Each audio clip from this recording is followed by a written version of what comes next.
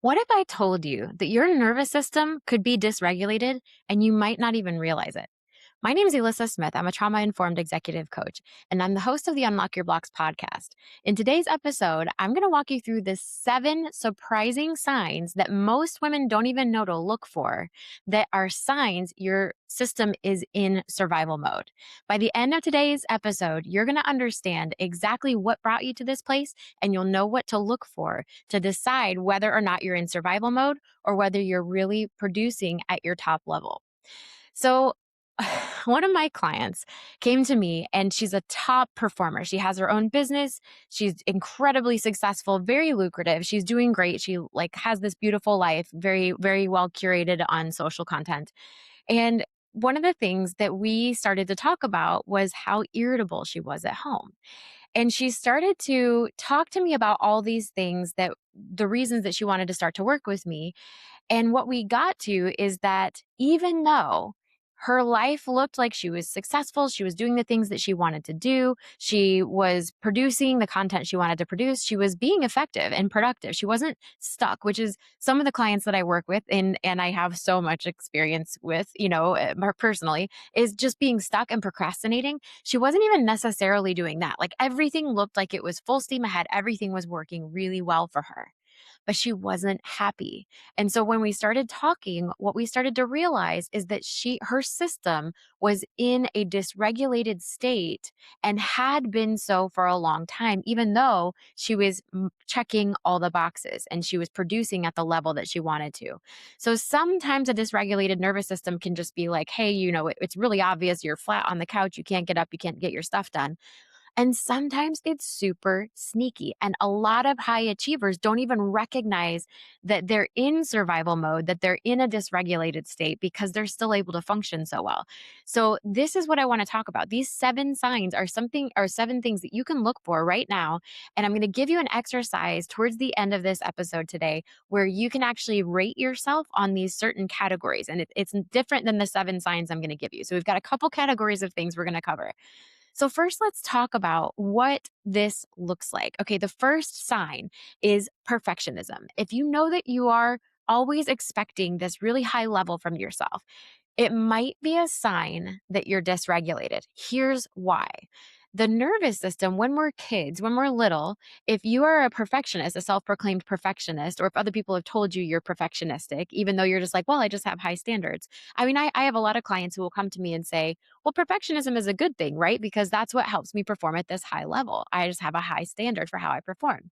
Yes and no.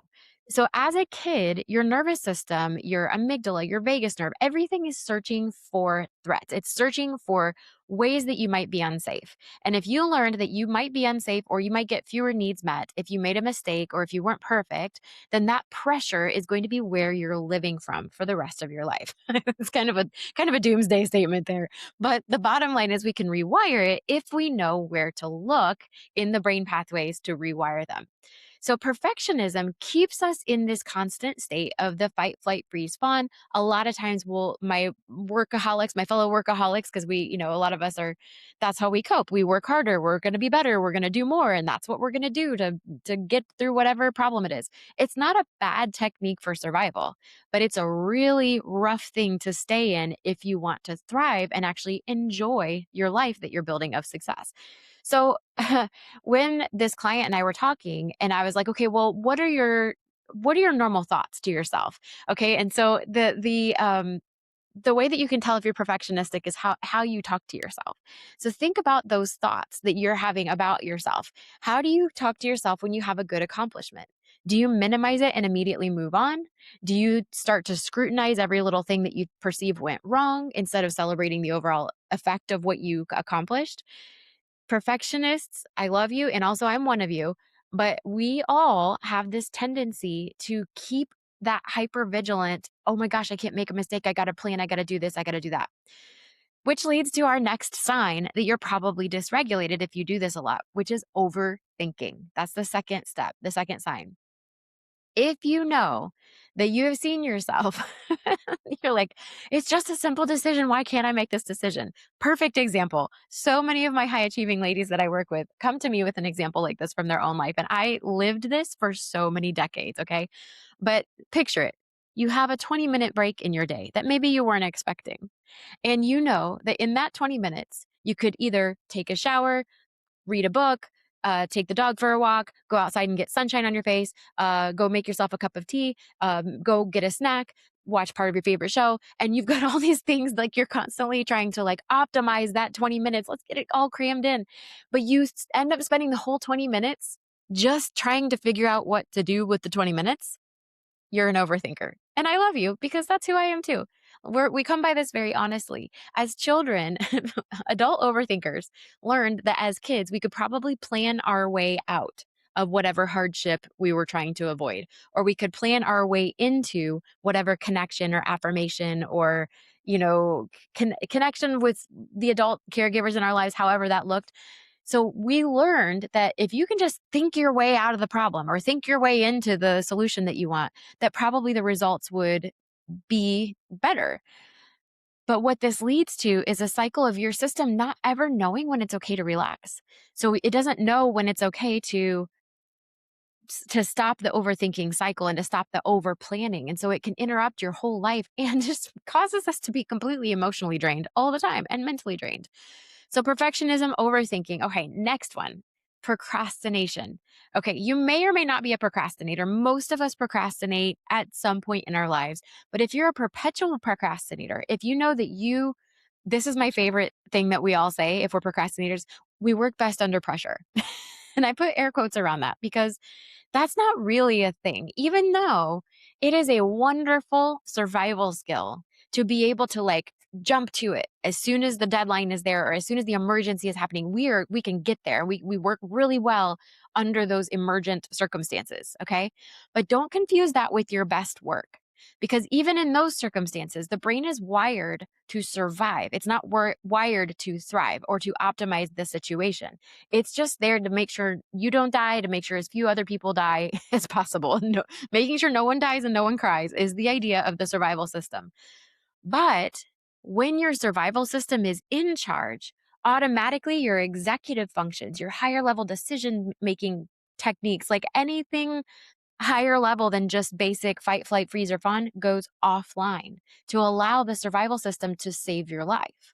So if you are doing projects under that kind of pressure, or if you're walking through your day-to-day life under that kind of pressure, your system is going to force you to stay in survival mode, which is why procrastination can be a hallmark sign that you are in survival mode. If you're waiting for that rush, or if you're waiting till that last second, if you can't make yourself get up and go do the thing, or if you're going to do a stack of laundry before you're going to, post the post that you're supposed to on LinkedIn, there's a lot that's going on underneath that. It's not just a bad habit, air quotes again.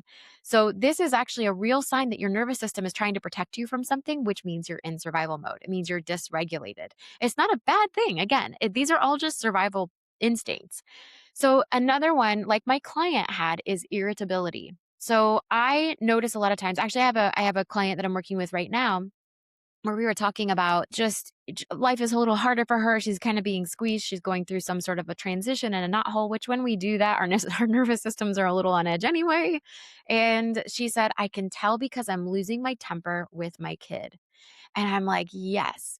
When we start to lose our patience with the people that we love and that we want to have ongoing relationship with, like children, partners, friends, family members, as long as they're people that are safe and that we are trying to maintain relationship with, when we feel the irritability that we don't usually feel with them, that's a sign that the nervous system is in fight, flight, freeze, fawn and is dysregulated. This other original client I was telling you about with the super successful business, she noticed that she needed to do something because she was starting to blow up her marriage and her relationship with her kids. And she didn't mean to. Her nervous system was just Not it didn't have a lot of capacity because she was internally carrying everything and she didn't know it. And that will automatically, if you're the person that ends up carrying everything, if it's not the person to your left and it's not the person to your right, it's you. That means that you are probably the responsible sibling or the responsible child growing up. And it means that you're more likely to be very irritable when you're carrying the world on the back of your shoulders. And that's a sign of dysregulation as well. Another sign that you're emotionally dysregulated is emotional numbness. I have a lot of really high performing executives and CEOs that I work with. And what they come to me a lot of times, because I work with their trauma as well. My job is to identify the hidden traumas that cause these 7 signs of dysregulation, that cause the nervous system to stay in a perpetual fight, flight, freeze, or fawn mode. Usually there's a hidden trauma behind it. So, as a trauma healing person, I am holding space for these really high achievers who, when they are starting to feel dysregulated about something, a lot of times what we do is we shut down the emotions. Because as a child, it wouldn't have been safe for us to actually experience the emotion of being traumatized or triggered all the time. And so the only available response is, well, I can't have that big of a feeling about it because it'll make me get fewer of my needs met. So we push down the feeling and we become expert stuffers. We stuff those feelings down. You get back where you came from. Don't you come out again.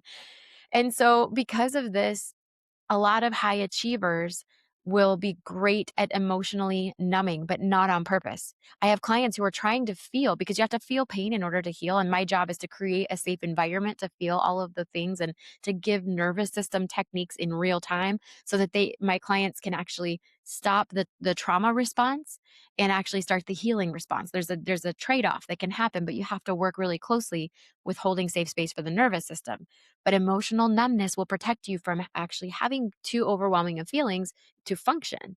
And that's a great response until it's not when you're an adult and when you need to emotionally feel the things. Not saying go down your dark trauma hallway and stay there, please.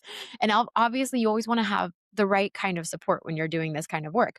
But emotional numbness, if you feel something intense and then it immediately goes away and you can't really get back to it on your own, that is a sign that your emotionally numbing and your nervous system is trying to erase that big feeling.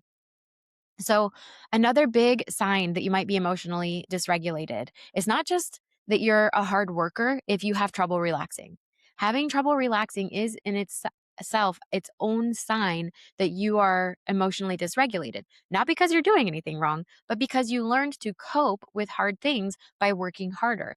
And in that case, your value, your safety, your needs getting met lies in how hard you're working, and your nervous system is going to try and keep you in a hardworking mode in order to keep you safer, get more of your needs met. It will not allow you to relax even when you set aside time for stillness, vacation, connecting with someone. Your brain is like a constant typewriter. It just keeps going and going and going.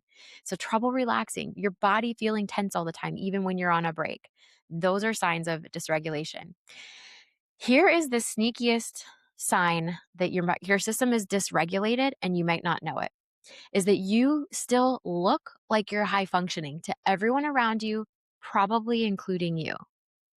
So if you still are functioning at this high level and you're like, well, I'm still producing, I'm not stuck, I'm just kind of moving forward, but I have any of these other symptoms going on, it's a sign that your system is in high gear in survival mode to try to make it look like you're thriving to everyone around you so that you don't have a perceived fault or you're not making perceived mistakes and you're not a burden to people. Depending on your personality type and your trauma type, I should probably invent trauma types like, oh, you're an eagle style of trauma and you're a horse style of trauma. That's probably another episode for another day. But if you, depending on your specific traumas and your specific coping mechanisms and the image that you need to keep in order to keep yourself as safe as possible, other people may have zero idea of how you're actually struggling. That is a really big sign that you're emotionally dysregulated. Again, not because you're making a mistake, but because your system is protecting you. Here is the exercise that I want you to try. I want you to give yourself a rating on each of these categories. You're going to rate 0 to this doesn't apply at all to 10, this is so me on these certain categories. Not the 7 we just discussed, but here are the categories that I want you to rate for yourself. And this is going to give you a clear idea of how dysregulated you actually are. because these are what you will notice and feel as the signs of your dysregulation.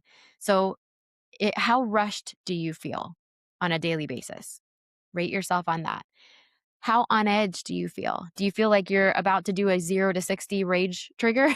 That's what I used to call it. My 0 to 60 rage trigger. I would be going along fine, and then all of a sudden something would set me off and I'd be like, "Mwah," like monster in my soul.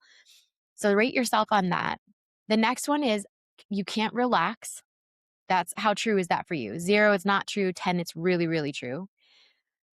Overthinking, 0, you don't overthink at all. 10, you overthink constantly and you're always drained from too many thoughts.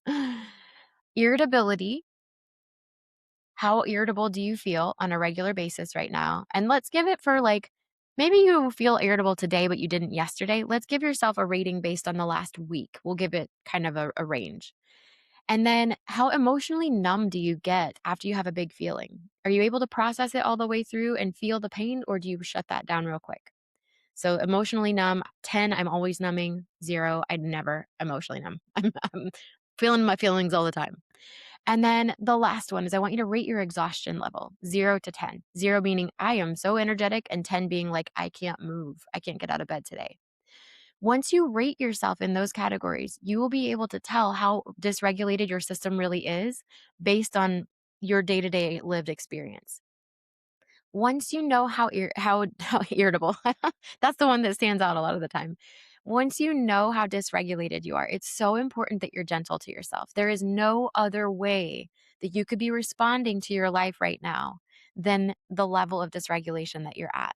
So keep this in mind. If you're really dysregulated, that means your system needs more gentleness, more breaks. You may need some coaching, some guiding. You may need some therapy. It just depends on where you are in your healing process.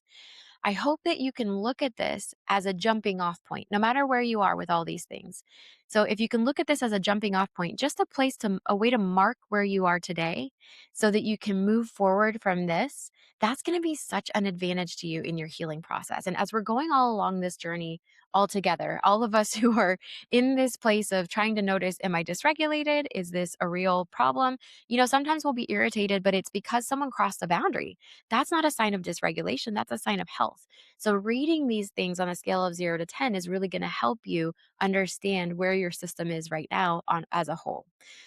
So I hope this is really helpful to you. And if you are such a high functioning, dysregulated person, I want you to download my free PDF, 5 nervous system hacks you can do at your desk or anywhere.